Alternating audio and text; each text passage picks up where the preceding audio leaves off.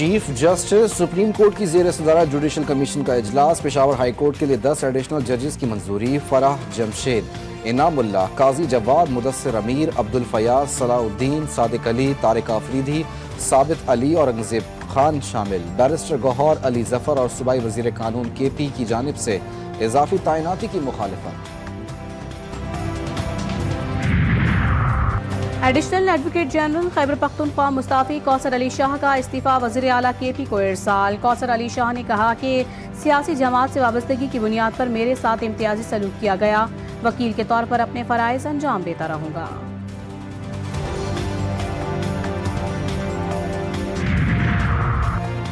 سندھ، لاہور اور Balochistan high court سے 3 ججز کا اسلام آباد ہائی کورٹ تبادلہ، وزارت قانون و انصاف کے ججز نے تبادلوں کا نوٹیفیکیشن جاری کر دیا۔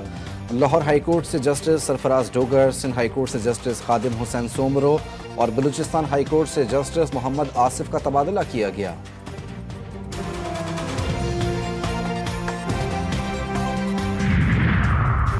پنجاب انتظامیہ پی ٹی آئی کو جلسے کی اجازت نہیں دے رہی، لوگوں کو ڈنڈے اور گولی کے زور پر نہ دبائیں۔ اسلام آباد میں بیٹھے حکمران ہوش کے ناخن میں، اپوزیشن لیڈر عمر ایوب حکومت پر برہم بولے، حکومت کے پاس کوئی پالیسی نہیں، مہنگائی مزید بڑھے گی، عدلیہ انتظامیہ بیٹھ جائے تو یہی حال ہوتا ہے۔ مزید کہا کہ پنجاب پولیس کے کچے کے ڈاکو کا مقابلہ نہیں کر سکتی، پی ٹی آئی کارکنان پر چڑھ دوڑتی ہے، بانی پی ٹی آئی سے ہماری میٹنگ بھی نہیں کرائی جا سکی۔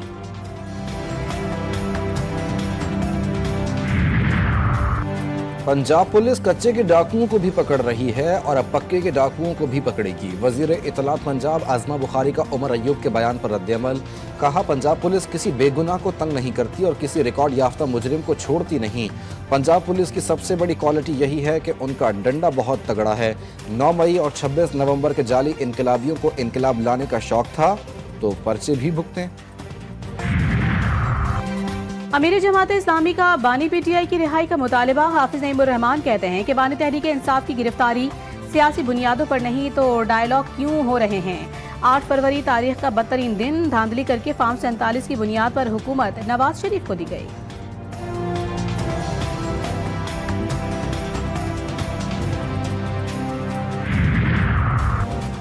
انتظامیہ بے بس، پنجاب کے مسیحا ضد پر اڑ گئے، مریضوں کی جان پر بنائی ینگ ڈاکٹرز سراپا احتجاج۔ انسٹیٹیوٹ آف کارڈیولوجی میں او پی ڈیز چوتھے روز بھی بند، دل کے مریض انجیوگرافی اور ایکو دیگر ٹیسٹ سمیت چیک اپ سے بھی محروم۔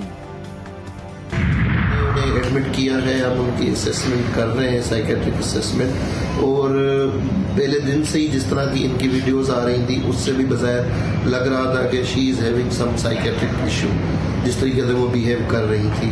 اور بہرحال ہم اسیسمنٹ ان کی کر رہے ہیں اور ہمیں بھی لگ رہا ہے کہ ان کا ذہنی توازن ٹھیک نہیں ہے۔ امریکی خاتون شعبہ نفسیات میں داخل، جناح اسپتال شعبہ نفسیات کے سربراہ ڈاکٹر چونی لال نے کہا ہے کہ خاتون پر ذہنی دباؤ بڑھا ہے، بظاہر لگ رہا ہے کہ ذہنی توازن ٹھیک نہیں۔ عوام سے درخواست ہے کہ ویڈیوز بنانا بند کر دیں۔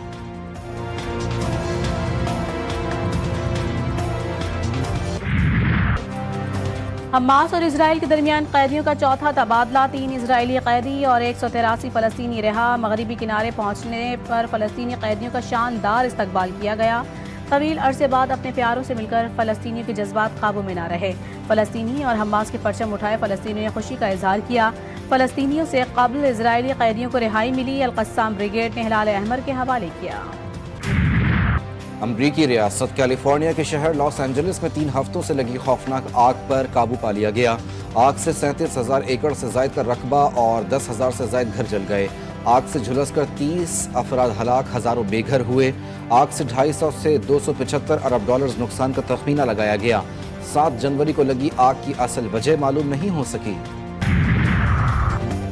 بھارت کا جنگی جنون برقرار، جنگی بجٹ میں 9.5% اضافہ کر دیا۔ سال 2025-26 میں فوج کو جدید بنانے، جنگی ہتھیاروں اور آلات پر 78.7% ارب ڈالر خرچ کیے جائیں گے۔